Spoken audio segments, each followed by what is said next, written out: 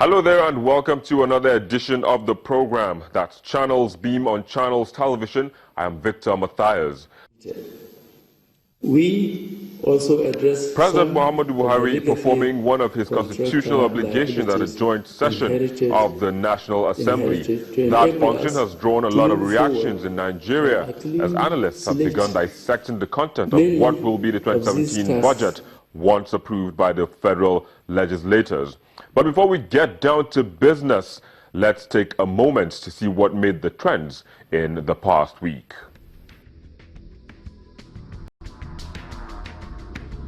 Nigerians decided to show some love to fellow countrymen displaced by the activities of Boko Haram in the northeastern part of the country, starting a campaign to donate their widows' mites to better the living conditions of the internally displaced persons during the Yuletide.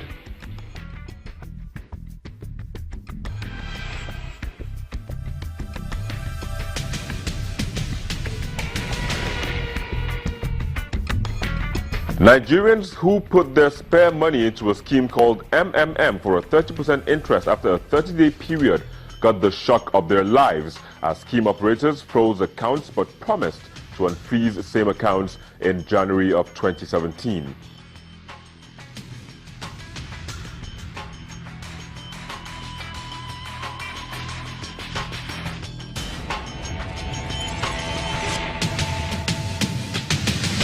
Well, they say time will always tell. However, joining me on the program today is the CEO of Connected Development, Hamzat Lawal, the research lead at Budget, Lloyd Atiku, and development expert and program coordinator at Follow the Money Chambers, Umezulike.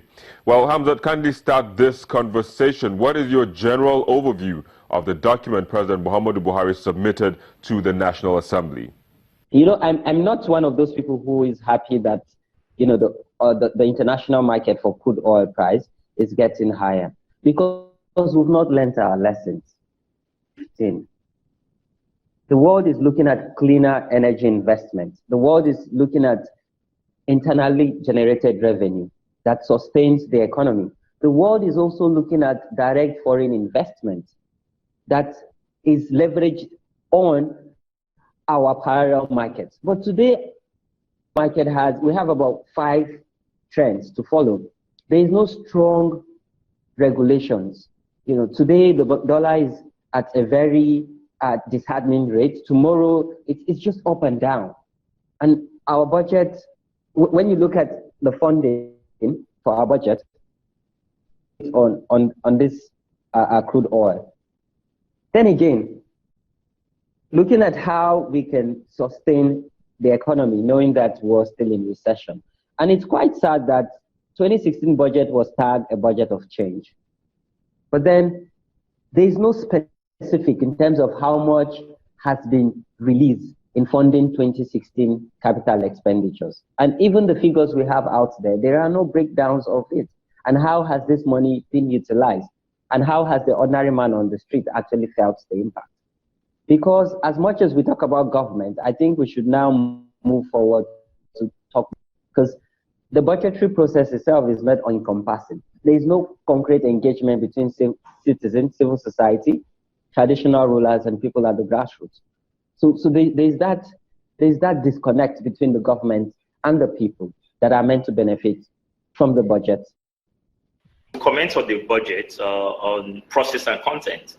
On process, 2016 budget performance is so poor. Around 42% of the capital vote has been released so far. That's around 753 billion naira. And based on that, most of the capital items on the 2016 budget are still at their contracting stage. So it baffles one how the government intends to manage the 2016 spillover in 2017. Also, you being mindful of the fact that while the government was preparing the 2017 budget, at the same time, they were still releasing funds for some capital items on the 2016 one. So there might be some capital items on the 2016 one that might not later get funds for and wouldn't reflect on the 2017 one. Then based on content, you're planning next year based on 305 to a dollar. That's actually not realistic. You have a deficit of around 2-point-something trillion naira. Who is going to lend you money based on that forex rate calculation? Then also you have the capital component of the budget still at 30%, just around 2-point-something trillion. Yeah, that's so nanoscopic to what we actually need to stimulate the economy. Then you're also planning next year, I think 2.2 million barrels per day oil production rate, and you still have the crisis in the Niger Delta, the oil pipeline vandalization, and that actually affected our revenues realization in 2016. So how are we sure that won't actually factor in 2017? But there are actually some positive notes, such as the recapitalization of the Banks of Industry and Agriculture to be able to encourage SMEs and MSMEs. Then also, we also have plans on establishing export promotion zones and special economic zones. And also, the government is also planning based on $42 per barrel towards next year.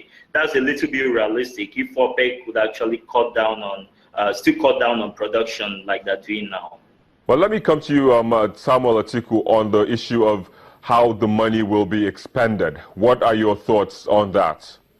Now, if we go to the expenditure, there's still no clear-cut direction as to what government intends to do. I'll give you a good example. The president was emphasizing agriculture. If you look at the agricultural budget, there are 41 agencies under Ministry of Agriculture. Funny enough, 18 out of that agency are doing something. All they're doing is just running institute that teach people how to farm, which should have been easily moved under Ministry of Education. Another 19 agencies also doing research and development, Ministry of Science and Technology. In clear cut, the Ministry of Agriculture itself is only running maybe with about 4 agencies that is doing the core work that it should be doing. So we see that there's been a disconnect between the mandate of the minister and then itself, the ministry, compared to what's happening, what's underlying those ministries. That's just one part of it.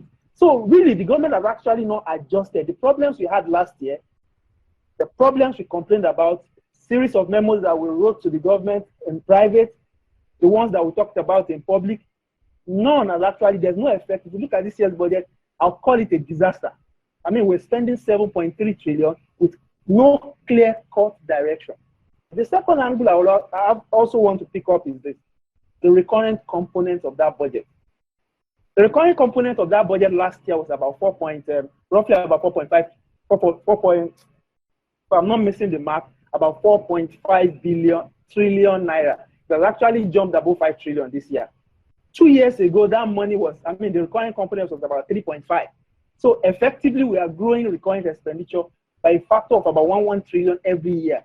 And the concept of government is to cut down costs, rein down costs, and put this fund into infrastructure development. But again, we are not doing that. Last year, we did not do it. This year, we continue on this wide jamboree of doing absolutely nothing. Beyond all these things, again, if we look at the numbers clearly, if we look at the revenue projections itself, there's still no detailed breakdown as to where this money is coming from. Independent revenue source of federal government. Roughly about, we're just making projections, but where would this money come from? Nobody's actually telling us in detail. So I think that's the first big flaw that we quickly like to identify. We're still analyzing and looking at specifics in the budget, but just to streamline quickly to the Ministry of Health, there's been an increase in terms of percentage in their capital expenditures, which is exciting. But then if we look at the National Health Act, we're still not implementing what is stipulated in the National Health Act. And then let's also look at what was budgeted for Ministry of Health in 2016. And I remember during the town hall meeting when we threw a question to the Minister of Budget and Planning, the implementation of 2016 budget is going to spill over to May 2017. Then we wonder when would they kickstart the process of implementing 2017, and how are we able to mainstream this budget implementation together? So it's a bit confusing and worrisome. Health aid. $500 million was given to Nigeria from the World Bank, and these funds was credit, which means we have to pay over time as stipulated in the contract.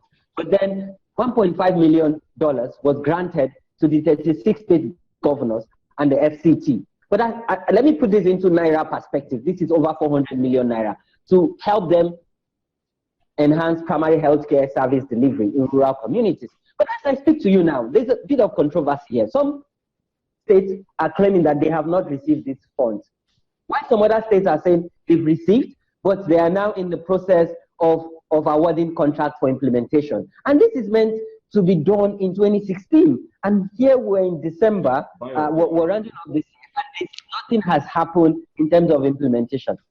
Probably before we end this discussion, over 200 children would have died across the country because we've not been able to provide them access to quality healthcare services. Well, we hope that doesn't happen. However, how realistic do you think the benchmark of the budget is?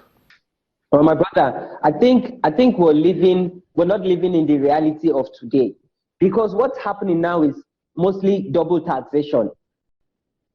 And you pay local government tax, and again, you don't know what this tax is being used for. I've been to Lagos a couple of times, and you see you have to pay the Lagos state government tax, and then you pay federal government tax. There's no streamline in terms of revenue intake in country. And of course, just a couple of weeks ago, we're debating about the increase in data tariff, and not to also talk about the percentage increase in both liquid and solid waste. So there's a lot of citizens. But what is key here is, even if we pay all of this money that we don't have as citizens, how realistic is it that we'll get better service delivery? And how will this infuse and inform the implementation of the budget that is not realistic and in tune with what we have of today? All right, let's take a look at the education sector. There have been a lot of reactions from different quarters as to what the education sector was allocated. What was your reaction when you found out what was allocated to that sector, Chambers?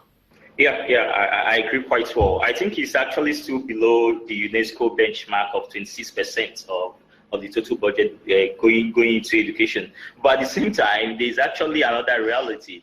You know, the government has been so much fixated on the fact that once you just inject money into the economy, recession will disappear. Once you just inject money into a sector, you get miracles and all that. But that's not quite realistic. There are actually some kind of structural reforms that most of all these sectors actually need. Taking education for an example, to me, there is no amount of money you are going to put into that sector and achieve results.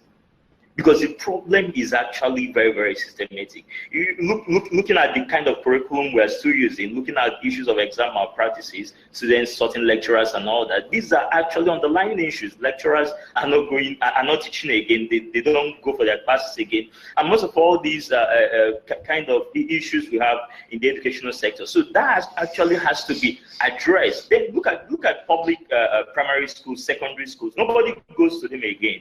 Yeah, because you can't get quality there. Everyone is trooping to private primary schools and secondary schools. So these kind of reforms are actually needed before you can get most of all these sectors working.